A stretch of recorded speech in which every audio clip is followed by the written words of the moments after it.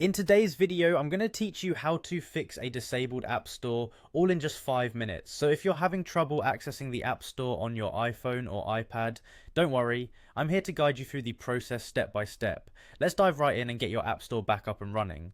First, it's important to check the status of your Apple ID.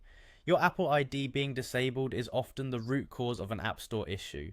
To do this, head over to iforgot.apple.com. Once you're there, enter your Apple ID. What you're doing here is verifying if your Apple ID itself is indeed disabled. If you find that it is, you'll need to reset your password to get things moving again. Now, let's talk about resetting your Apple ID password. This is a straightforward process. Follow the on-screen prompts on the iForgot website. These prompts will guide you through creating a new password. Be sure to choose a strong, memorable password to keep your account secure. After resetting your password, the next step is to sign out and then sign back in. On your iPhone, go to Settings, tap on your name at the top, and then hit Sign Out. Once you've done that, simply sign back in using your new password.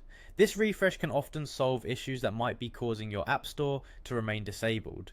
Moving forward, it's a good idea to check your restrictions. Sometimes App Store access might be disabled due to restrictions within your device settings. To check this, go to Settings again, tap on Screen Time, then Content and Privacy Restrictions. Here you'll want to ensure that the App Store function isn't inadvertently blocked.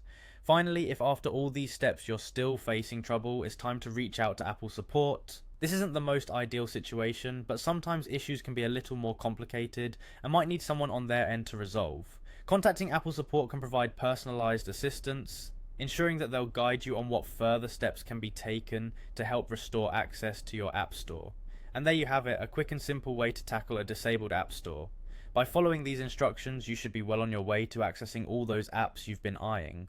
Remember, technology can be tricky at times, but with the right guidance, most issues are manageable. Thanks for watching, and if you found this helpful, be sure to check out our other guides for more easy to follow tech tips. Have a great day, and see you in the next video.